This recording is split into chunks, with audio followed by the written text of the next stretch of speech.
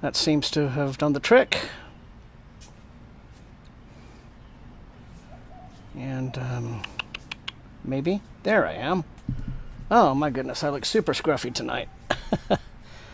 Okay, so, yeah, back to the barbers it is for Thomas. Hey, everyone, can we hear me? There we are. Good to know. Good to know. Let's get this show on the road.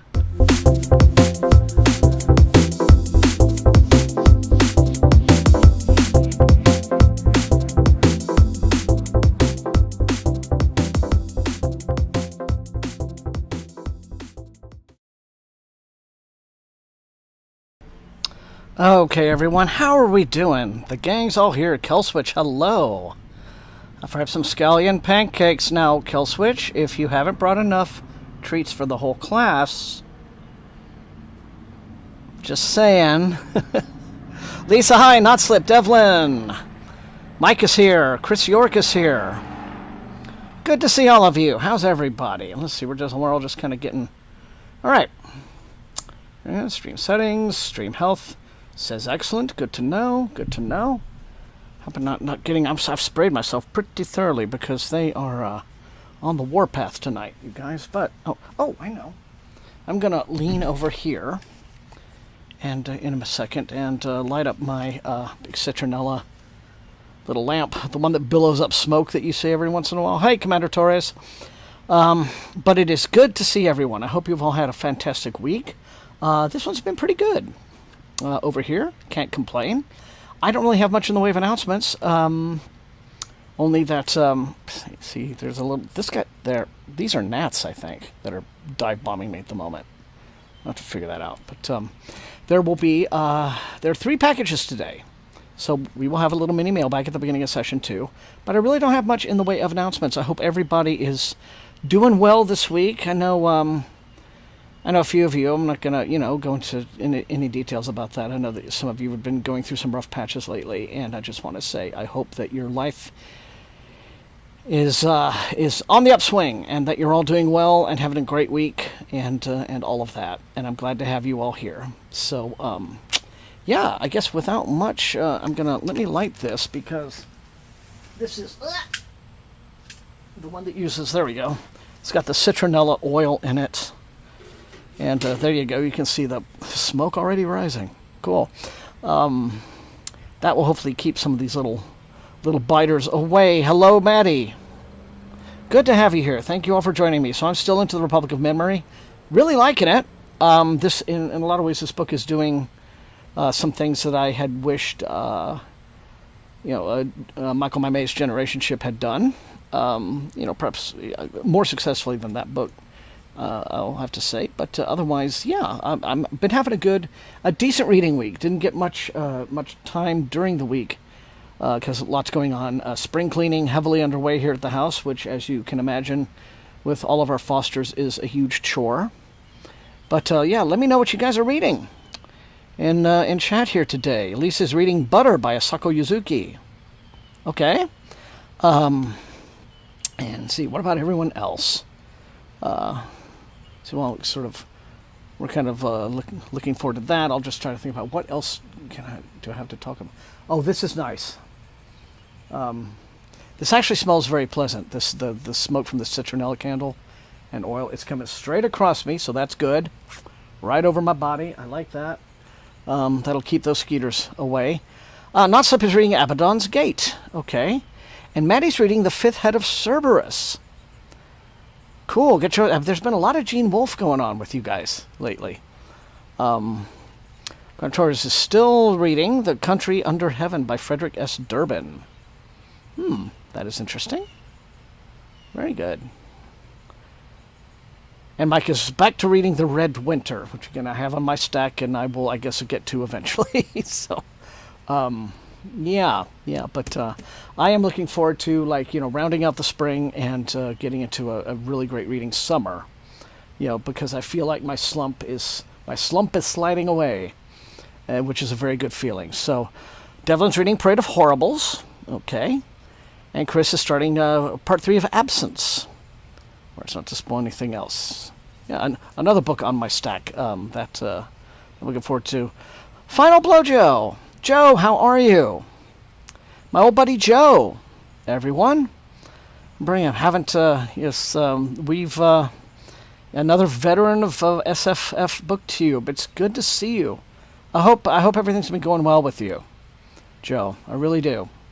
And it's got to be. Good Lord.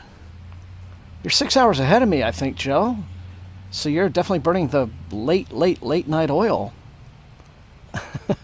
I'm glad to have you all the same. And I hope that, like I said, I hope you've been doing well. Everything. Yeah, start the newest Penrick novella tomorrow. Oh, okay. Lois McMaster Bujold is a favorite among, like, the OG booktubers, as I recall. I still have to finish. This is funny. It's been like near a year and a half more. Finish assembling my my Scotland video because I just still have such fond memories of that trip. Joe and I, had a bunch of us, about 5 of us, after the convention, rented an Airbnb up on Isle of Skye, up in Dunvegan, and had a wonderful 4 days up there, just going everywhere and seeing everything, including a lot of which my legs almost just my old man legs, going up and down sheer cliffs just to get to some of these sightseeing areas was a bit of a physical chore, but worth it, totally worth it. So such fond memories of that week. But last year, it can only get better, which it has. Okay, I'm happy to hear that. So that's excellent. All right, well, I don't really have much else in the way of announcements. Time to make a video, not going to happen now. Well, that's all right. Not to worry. I'm so delayed on so many things because when I went into sort of my hiatus, which was unintended, and the creative slump that I fell into, but now that I'm kind of slowly crawling out of that, I feel like I do want to go back to some things that I had started but not yet finished, and just really make them count this time. And so sometimes some time away is all you need. It really was amazing. Neath Point in particular. If any of you ever see, here we go, tourist photos or like holiday photos of Isle of Skye, they say, come to Isle of Skye, right? You're going to see Neath Point, which is this sort of promontory that kind of juts out into the North Atlantic, and there's an unmanned lighthouse at the tail end of it. And that's like a famous, point of interest on the island. And so we went out there, and it was this long, windy drive through this single-lane road throughout, the countryside. And you had to, people just seemed to kind of know how to do this naturally. You would drive for a little bit, and then you would pull off into this, just little siding to let people coming the other way pass, and then you would go for a bit, and then you'd pull off, and they'd pull off. And so everyone seemed to kind of know how it worked, although not everyone was good at it. But and then you finally get out there, and to get out to the lighthouse, which you can do, you can go all the way out, but there is an actual, it's a cliff wall, and, with a path, huge long path going down it, and I would have found that tough when I was 25. But, at 58, it was really something else. Oh, yeah, the sheep. Yeah, we all stayed in this beautiful little converted barn house, and sheep everywhere, right? I've never seen, so just... And I was kind of wanting to, go and pet the sheep and play with the sheep, and everybody was kind of laughing at me about that, but the sheep weren't having it. The sheep were not interested in tourists at all, I think, so they kind of kept their difference. But yeah, they were all over the place, so it was a beautiful vacation. It'll be a while before I can take another trip like that again, I'm sure, but, things will have to get better all around on the world stage before traveling happens. But so I'm going to stop yammering now. And we'll get on with it. We'll get started. Okay, RFM is reading Luminous by Sylvia Park. Cool. Okay. Glad to have you.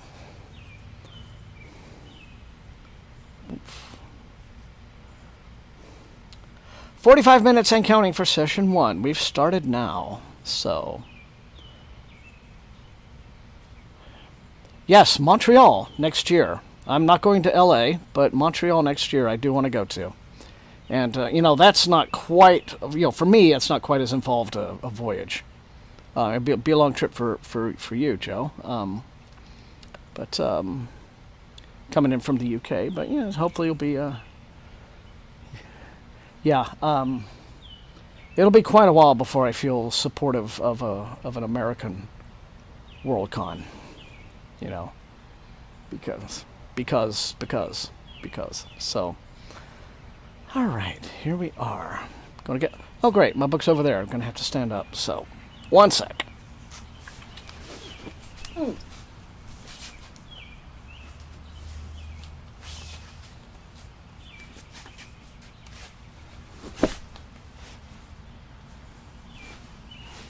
So, the little lamp right here is kicking up a huge flame. Probably because I exposed a lot of the wick. That's good. I have citronella smoke billowing all around me. So, chase away the skeeters.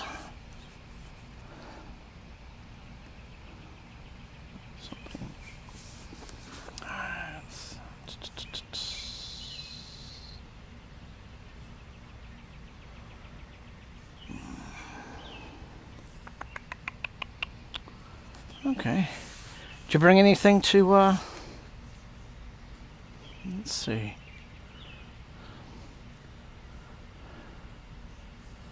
Okay, so if you're starting the Penrick novella tomorrow, Joe, did you bring anything that you're going to read tonight?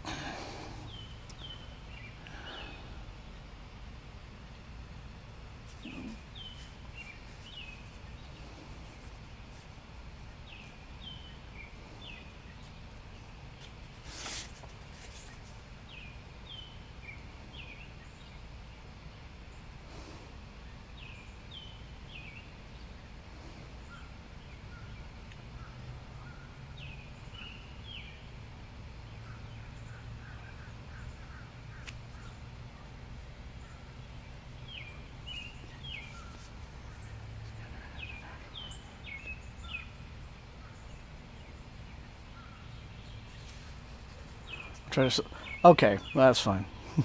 I mean, I can imagine. Must be... Yeah, it's about 1:45 in the morning where you are. So...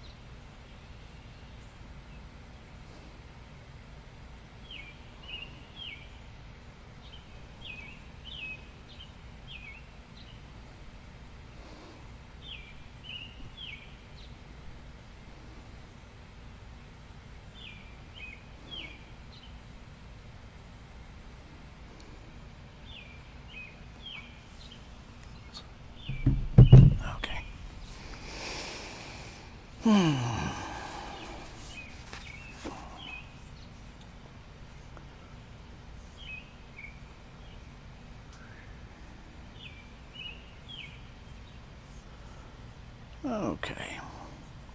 And if you're just turning up to the stream, welcome to the Reading Hangout. If you brought a book to read, let us know what you're reading tonight. And very happy that you're here.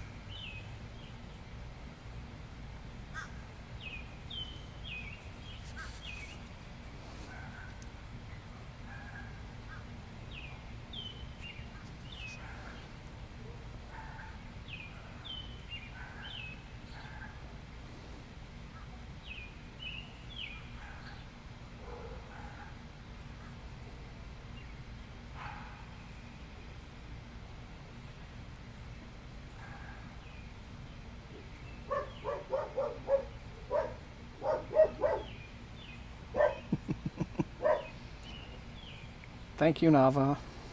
Thank you for protecting the house.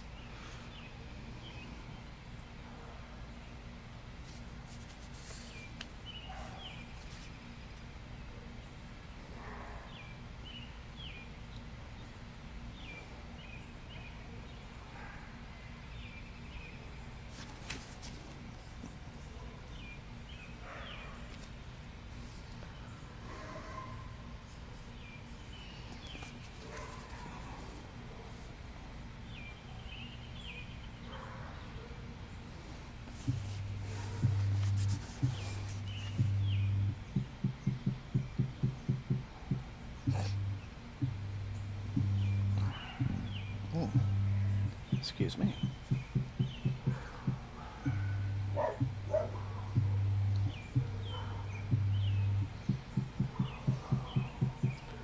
Okay, so we have like the neighborhood canine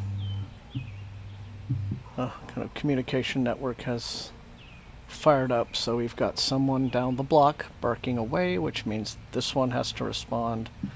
And I think there's another dog way over there, around the corner. And they can all hear each other, and they conversate when this happens, so...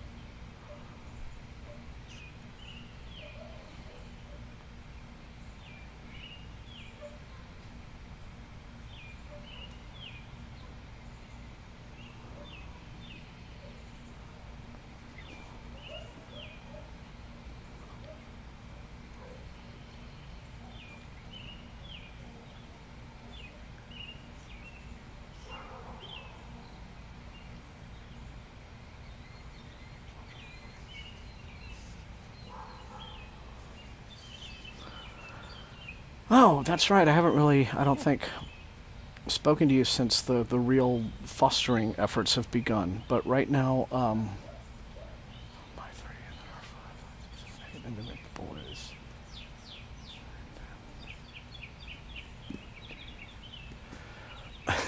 Okay, it's going to sound absolutely mad, but there are 14 right now. We are looking for homes for about half. We have a potential good lead for 2 of them. And this is where I can just sort of throw something out here, too. And obviously I know that all of you here, my chat, you're not, not thinking of you guys specifically, but anyone who knows anyone who may encounter anyone just among your friends or coworkers or day-to-day life, State 2 seems to have an interest in adopting a dog. Just let them know that you know a guy, and we will travel. That's the thing, just because 2 of the dogs, there's a couple who has shown a real interest, but they are up in Washington State, which is quite a drive from here. But I've also, I've got property in Northern California, so we go to back and forth all the time.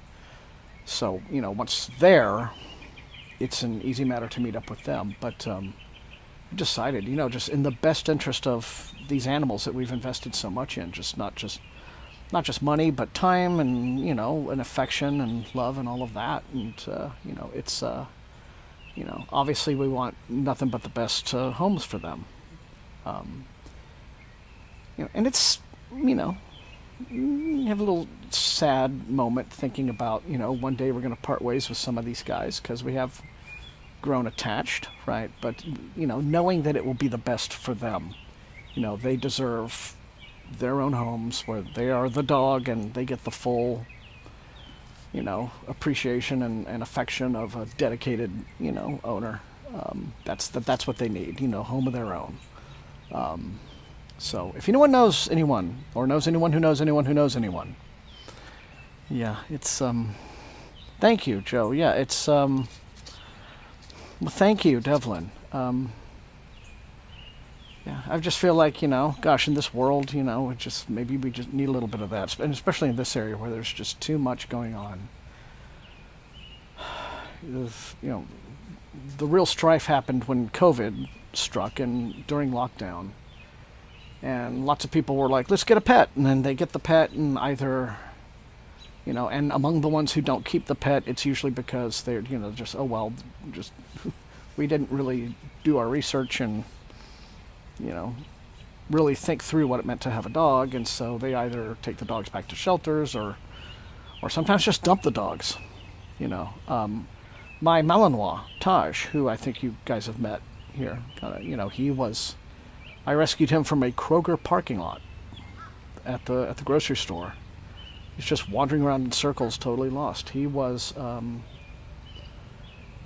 he was a dump. And we think that the Lab family, that I think I've also shown many of you, all those little black pups, and the mother, Holly's keeping the mom. We've gotten one of the pups, the little runt of the pups, up now is in Oregon with one of Holly's best friends. She took her. But yeah, we're looking for homes for the 3 remaining girls. But that was an entire family that was dumped. Thank you, Dev. It seemed kind of obvious, right? You had a mother and 4 daughters. And so what does that tell you? In an area like this, where people do backyard breeding and there are known to be like little dog fighting rings, I can imagine it's a situation where someone had a litter, kept the males, and then let the mom and the girls go. And just the way people just treat them in such a trashy way. So I feel anything that we can do to kind of counteract that and to offset that and to, just to show a little kindness is, I think, it feels good to know that, even every once in a while I'm like, oh my God, these vet bills are killing me. But but you got to think, sometimes in the bigger picture there. And, every time it's like, well, you're not out sleeping in a stormy night, hiding under a bush or by a dumpster. You know, you're here. You have a warm home and a sofa or a bed. So that's what it's all about. So anyway, but yeah, thank you all. Attacked over a dozen times by dogs. My goodness, Joe.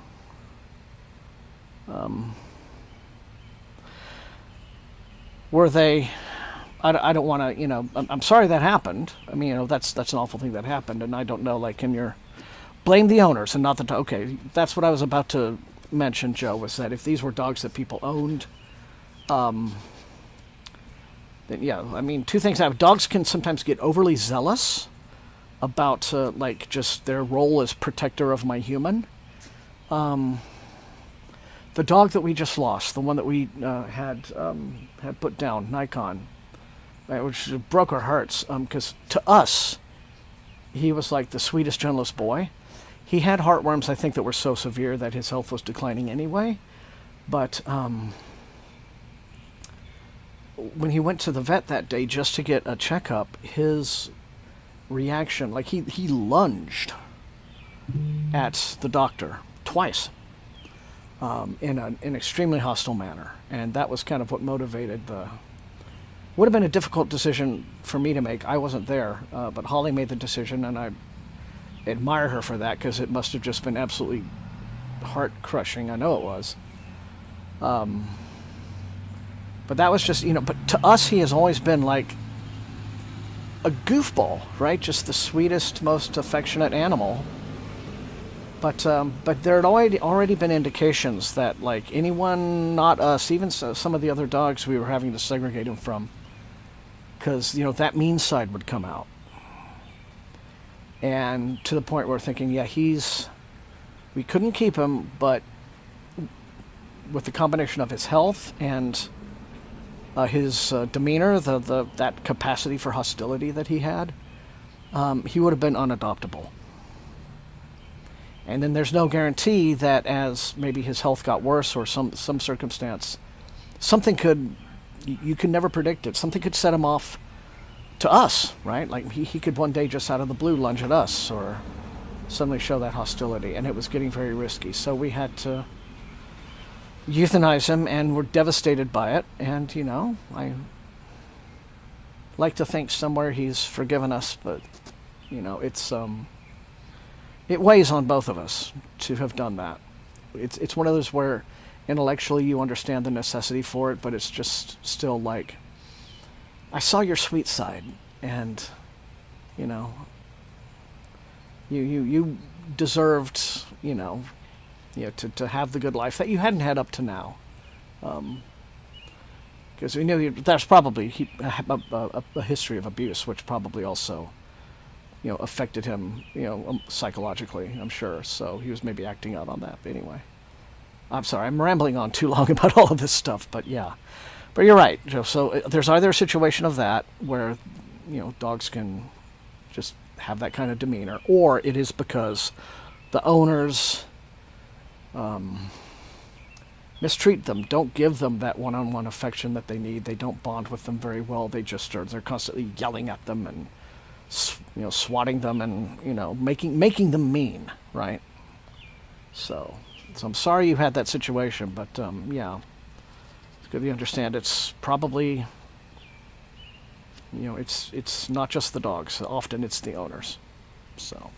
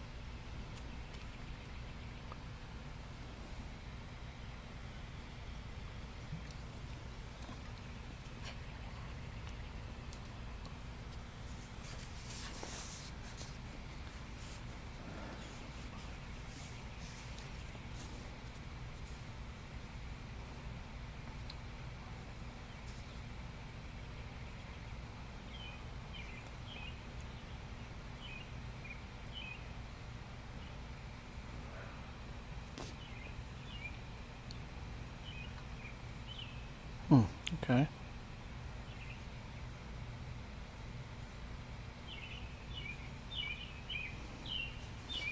Hmm. Okay, that always causes lots of problems too.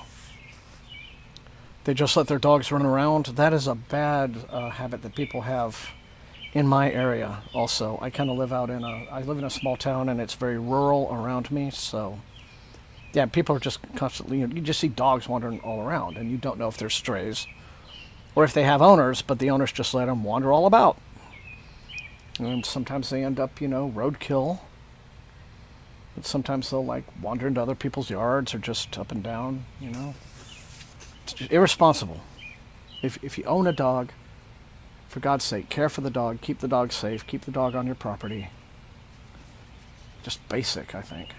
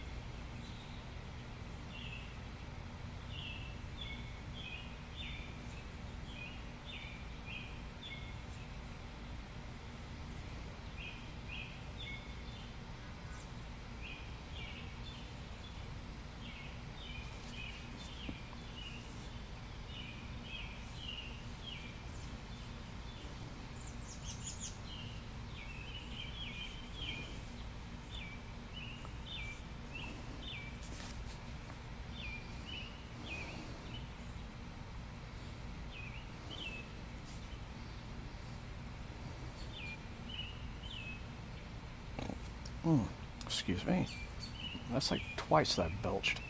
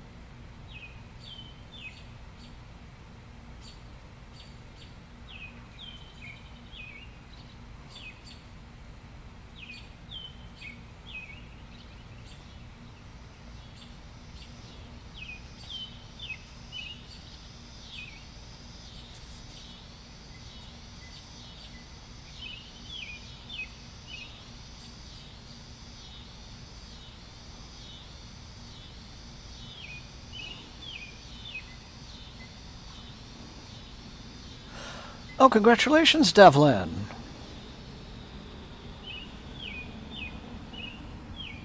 All right.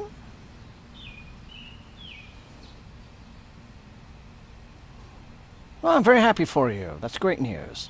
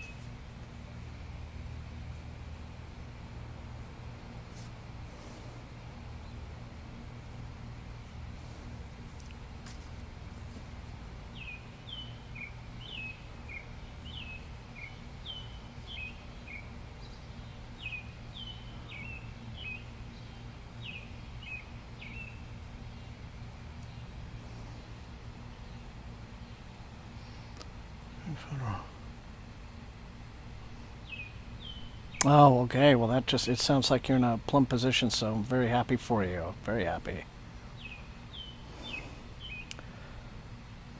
Ah, welcome back, Killswitch. We have been disappointingly bereft of trains so far tonight. There's still about 20 minutes left in this session, so, you know, fingers crossed.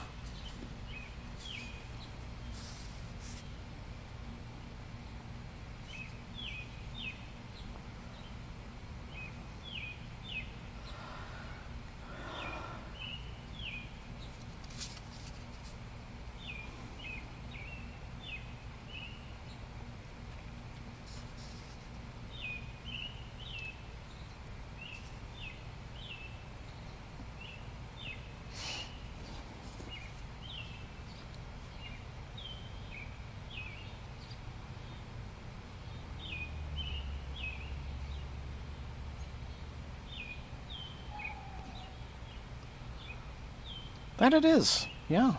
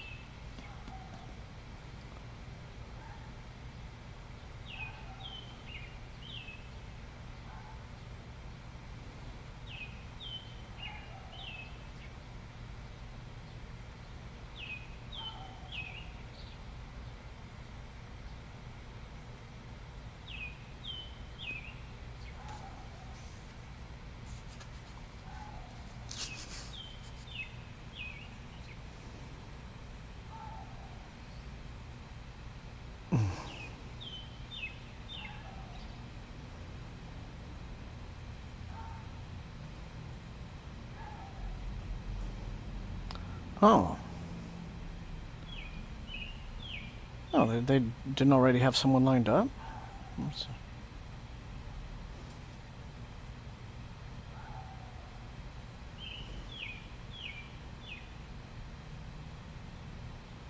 Well,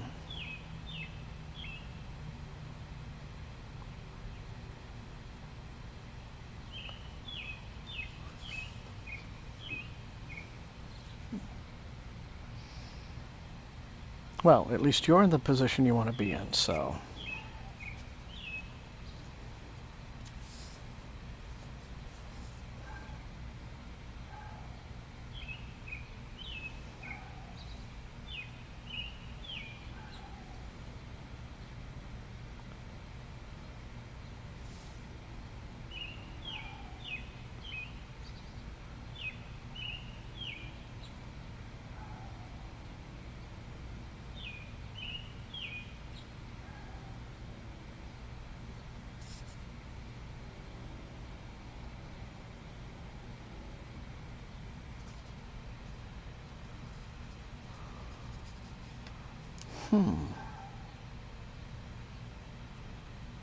Okay.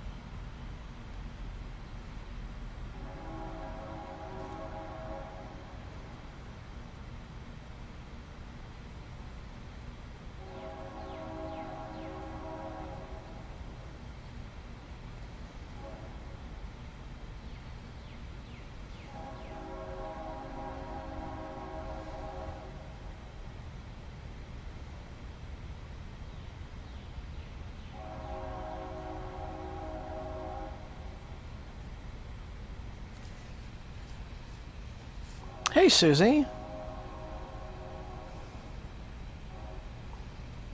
Good to have you. Butcher, that's two folks tonight reading Dungeon Crawler Carl books.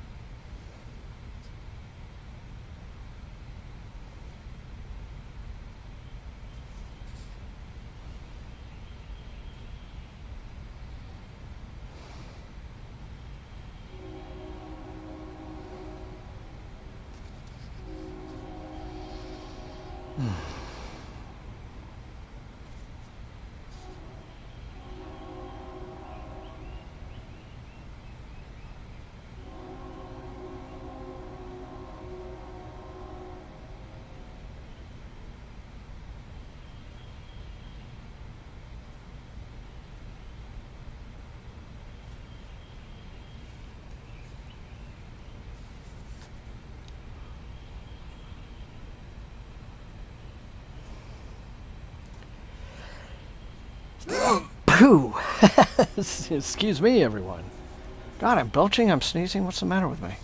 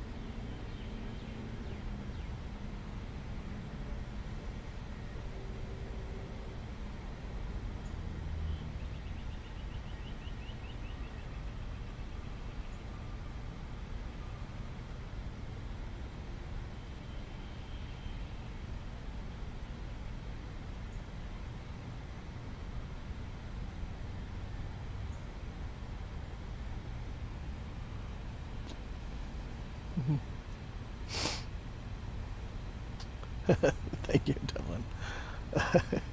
Beezy.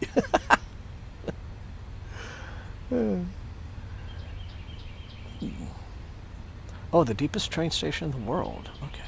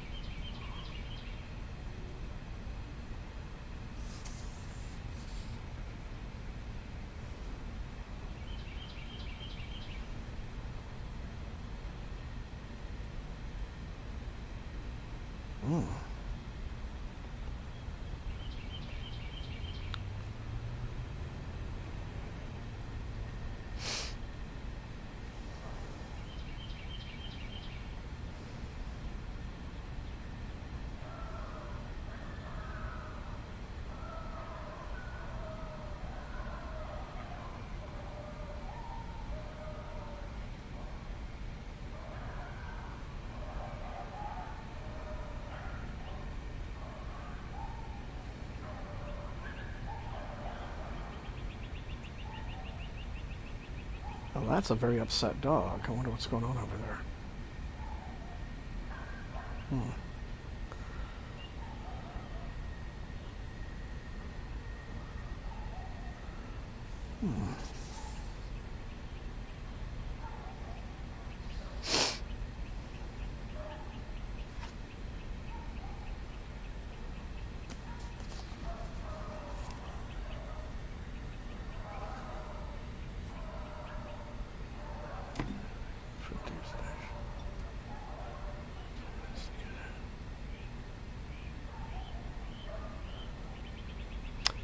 Yes, I can see that as being an extremely valid safety concern.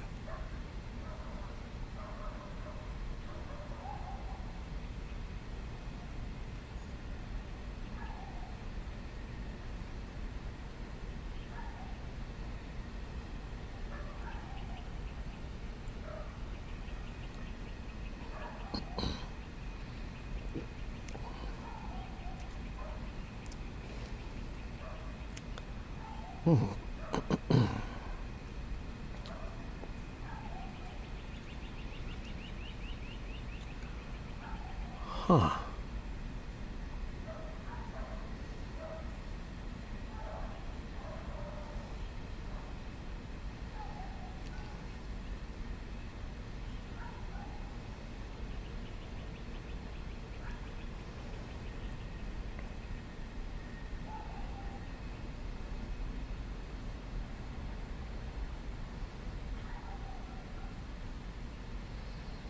All right, there we are. I was about to ask, why did they tunnel, like why build a train passage so far underground, nearly 1,000 feet underground? But then I figured, okay, well, we'll probably be getting to that. So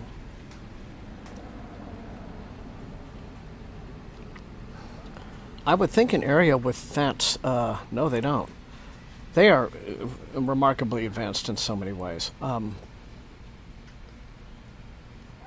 I would think that an area so mountainous, like so full of, the mountains and the valleys and back and forth, would be probably a pretty seismically active area, so that might be another concern for, having such a deep underground train station. But then I don't know, maybe they went so deep. I don't know the science, so I don't know if being deeper makes you any safer from that as well, but I kind of feel like if the earth is rumbling all around me, I would be very nervous being in a tunnel 980 feet underground. With all of that tonnage. You wouldn't feel anything, I guess. It would be like that submersible implosion when, that rich guy went down in his submersible controlled by an Xbox controller or something like that, and then just safety precautions, who cares? And thing imploded, and apparently it was so instantaneous that, they were, just their bodies were liquefied before. Yeah, it may no longer be. That's a fair point too.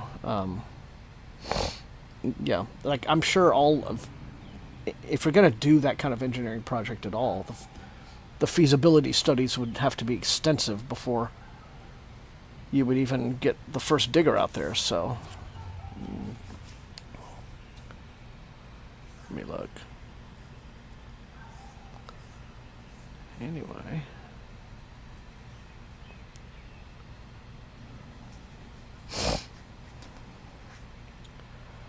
Well, if you're done with your train fact today, Killswitch, I'm going to go ahead and do intermission, because that's first session over and done with, first 45 minutes. So, yeah, going to go ahead with this, and we'll see you in 5. I figured out also one thing I forgot to do, which is why it's so dark out here, which is why the shadow's so deep on my face right here. I forgot to turn on the porch light, derp. So I'll fix that, but see you in 5, everyone.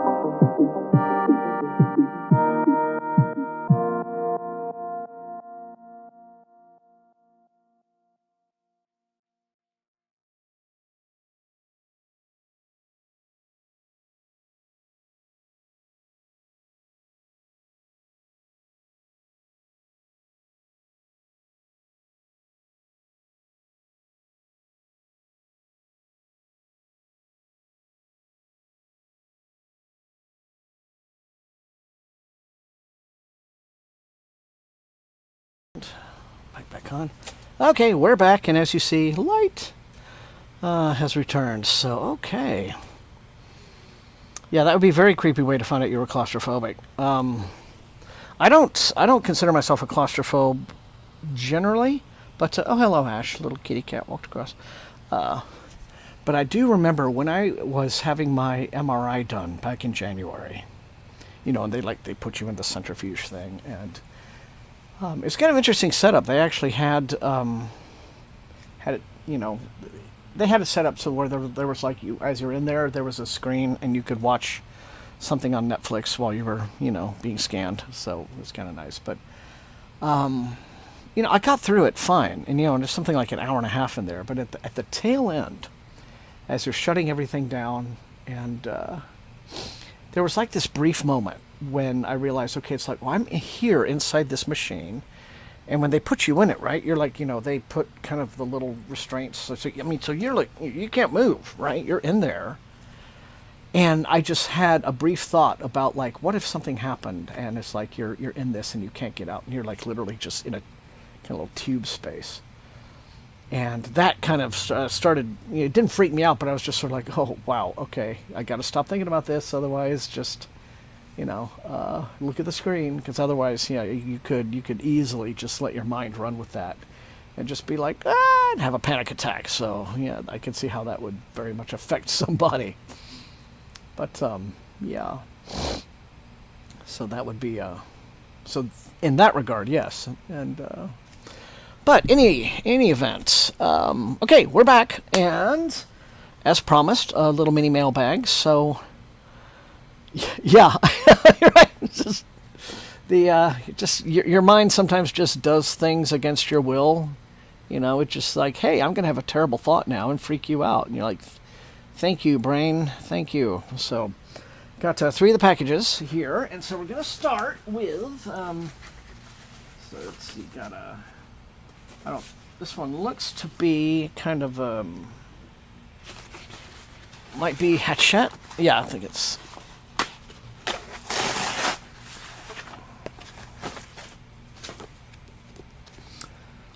Okay. All right then. Well, this is from Run For It from Orbit.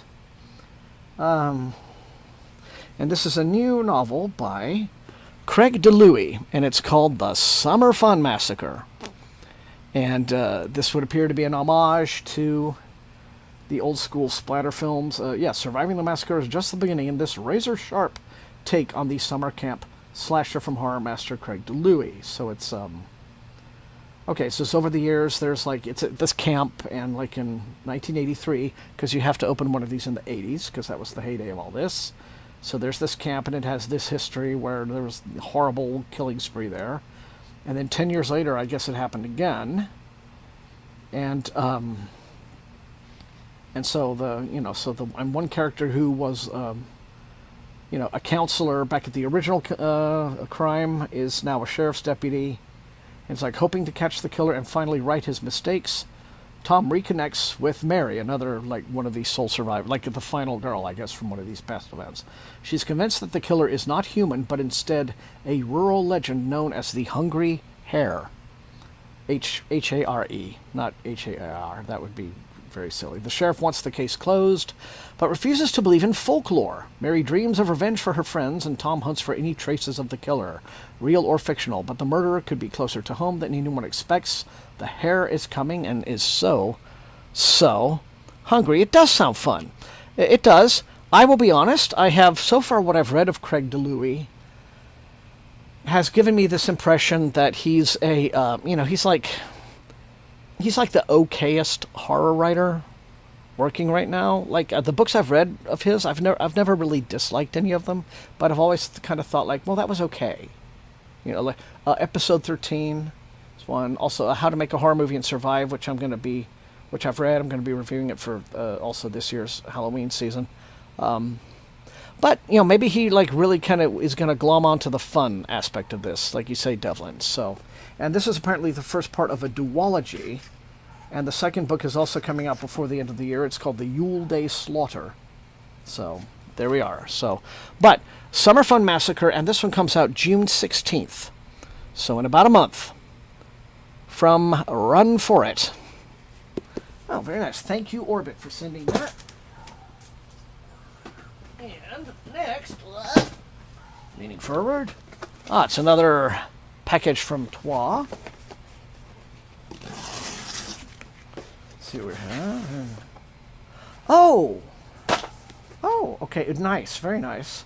This is, well in advance, this is the arc for the new book by Annalee Newitz. It's called A Wall Is Also a Road. Nothing does. Oh, kill switch, that's great. All right, so here we go, cover for that one. And Automatic Noodle, her novella, is there, I think might actually be their pronouns, is up for, I think, the Hugo this year as well. But this is a new novel. Comes out October. I don't see the exact date, but it is October of this year. So let's see what this one is all about. It says, countless planets exist in the known universe. One of them is home. Annalee Newitz invites us to explore a large and lonely universe, one that becomes a little less lonely when two unlikely life forms cross paths. Garden Path is a graduate student in biology. They also happen to be an amoeba from an ancient civilization that dwells in the space between the stars. And when they turn their many eyes to a remote, dangerous planet that other researchers have long dismissed, they stumble upon the discovery that will make their academic fortunes, a complex ecosystem unlike anything they've ever encountered, home to some peculiar multicellular animals who seem to have language and culture. To investigate, Garden Path changes their shape to resemble one of these animals. That's how they meet a creature named Myrtus, who lives in a city she calls Pompeii, works in a brothel known as the Lupinar, and is unfazed by a visitor from the stars. And as Garden Path looks into their wild new friend's sensor bulb, attached to a bizarre electrochemical control system, they begin to wonder if there's more to life than academic achievement. They're not sure what it is, but they're going to use science to find out. Okay, for fans of Becky Chambers, Raika Aoki, and Martha Wells. A Wall Is Also a Road is a thought-provoking science fiction adventure about the ways what divides us can also connect us and what happens when the alien becomes familiar and beloved. Okay, well, there you are then. Annalee Newitz seems to write something a little bit different each time. And she's got. I've kind of liked everything she's done simply because of that. Some readers really don't like Newitz when they writing in a more whimsical mood. Like a lot of people really didn't like the Terraformers. I got a kick out of it, but a lot of people were just like, it's too bonkers. Whereas something like the Future of Another Timeline, which I still think is Annalee's best book, is a very different thing. So that is one thing that I really do admire about this writer. Every book's different, never repeats, what they've done before. So, yeah, quite a lot going on there. So, this October, A Wall Is Also a Road. So add that to your Goodreads. Get your pre-orders in. Those always help a new author with a new book. And thank you very much, Tor. Now, finally, one last Tor package. And we'll just rip you open here.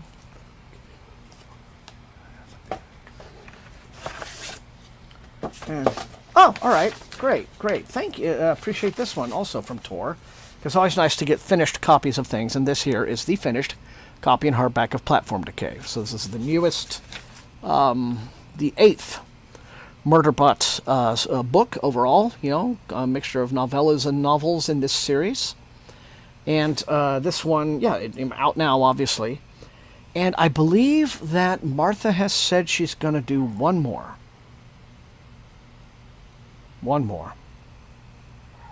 Yeah, Autonomous was not a not a happy book for sure. Yeah, definitely not a happy book. So here we go. But this one came out on the 5th of May, so a couple weeks back, and for those of you still not yet aware, so Murderbot's on a rescue mission in corporate territory, But when it runs into an old enemy, the mission gets much more complicated, with hostiles on their trail and traumatized juvenile students to look after, humans to look after. Come on, Thomas, you can read. Murderbot has its hands full, and that's before they run into pirate raiders and insurrection and more rogue sec units. So there we go. Okay, so Platform Decay out now, Book 8, Murderbot Book 8. And very enjoyable stuff, always. And I like what Apple's doing with the series, so to see how it keeps going. I think what I've read is that Season 2 is going to combine the Books 2 and 3. So we'll see about that. But, all right. Great. Always good to have new books in the house to show off and showcase with you guys. So, excellent. And on that note, what did I do with the one I was actually reading? Oh, here it is. All right then. So back to it. Reset the timer. And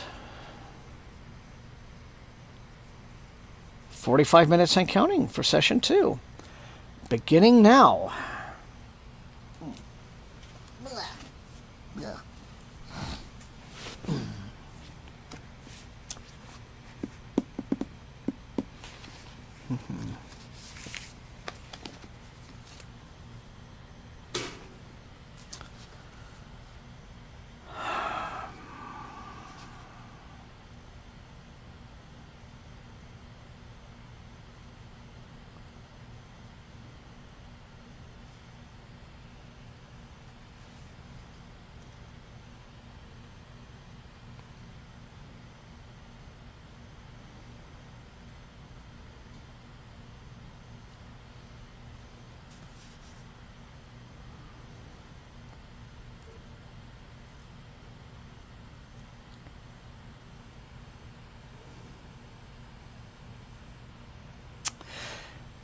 Yeah, that's one fact about them that has always, that kind of baffles me every time.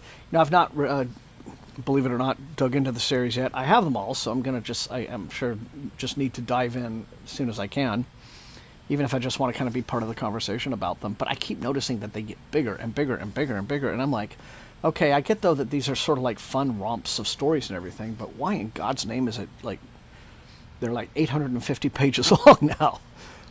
So something must be going on, but I see a book that size and I think, okay, some ridiculously detailed, complex, lore-heavy fantasy epic like Malazan. I get it. I get why those books are super overlong, but why would something like Dungeon Crawler Carl be the size of a Dostoevsky book? Dinneman must know what he's all about and what he's doing, and his editors seem okay with it, so.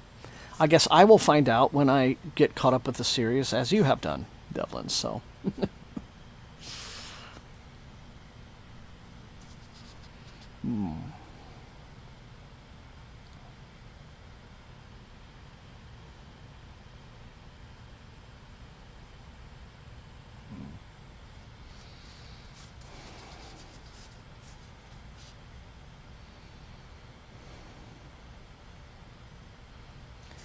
Yeah, there's some books that I guess you just kind of have to, if you're going to be the person who reads the physical edition, it's like Sanderson. You're just going to have to sit at a table, right? Just put the book flat on the table and just sit there and lean over the thing and just read it like that. Just set the book on the table. If you're a physical copy person, and fortunately, not too many books are that massive. But it's interesting how many books which are that massive end up becoming super popular. Yeah. Oops. A little moth buzzed on my hand. It startled me.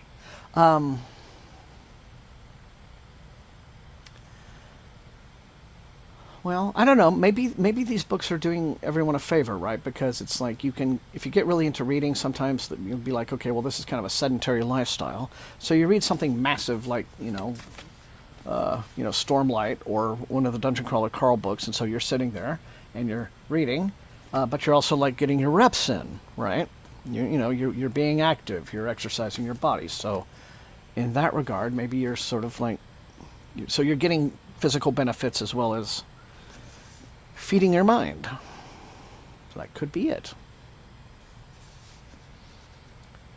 Or that could just be me having an extremely silly thought,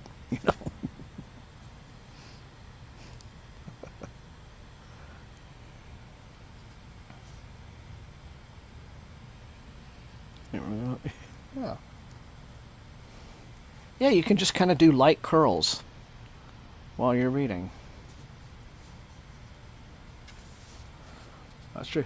You think, what a time to get rid of mass market paperbacks, when all the popular books are just tomes. There you go, Devlin.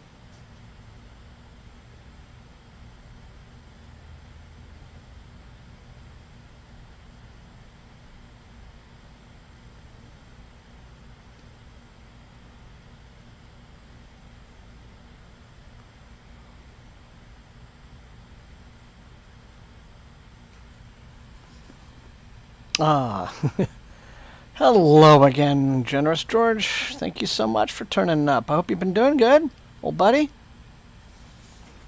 How have you been doing? I hope you're feeling well tonight.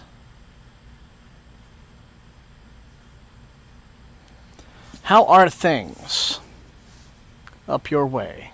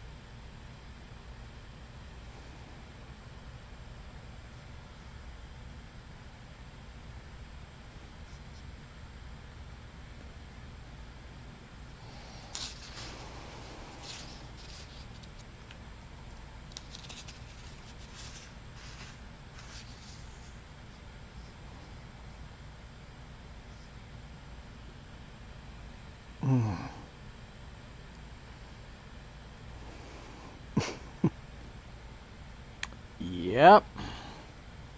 They're just springing up everywhere. Wondering why my water bill this month was $270 when literally 3-4 years ago it was about 70. Seriously, my water bill each month here in this little town used to be around $65, $70, $75 a month, and now it's well upwards of 200. And I'm not using that much more water, so that's definitely coming from somewhere. Not yet, not Slip. I have heard, like, just the title, but I don't really know anything about it. Are you reading it? Are you curious to read it? There's a thing happening close to here. Yeah, oof indeed, Kelswitch. Like the water bill's higher than the electric bill now. There's a thing happening close to here that there's either planned construction or rumored construction of something. And I'm still, I'm trying to find out the details about it, but it is, people are being told it's going to be a solar farm. But the suspicion is that it is a data center kind, wearing, glasses with a plastic nose, right? Trying to they're trying to sneak it in. And so there is some concern about that. So I'm going to try to find out more of what I can, because they're planning to build it right near a really great, awesome lake that, like, we all love. And, they better not be planning to drain the lake for the water for that thing, if that is what it really is, right? If the rumors and the suspicions are true, because that will make a ton of people very, very unhappy. So, yes, indeed. So I'm going to try to find out more about that rumor, and hopefully it's unfounded. Yeah.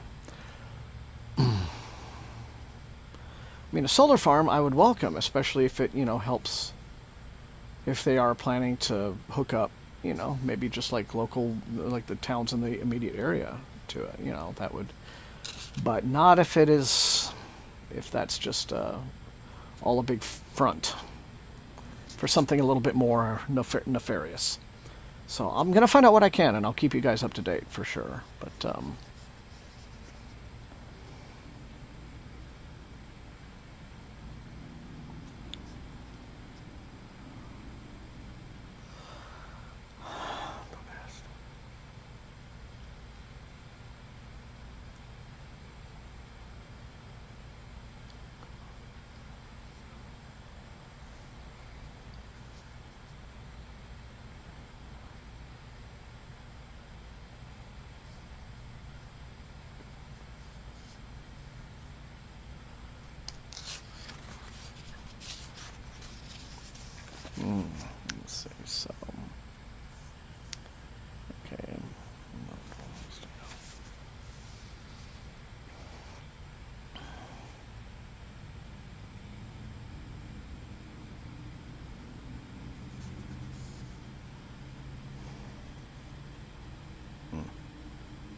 Yeah.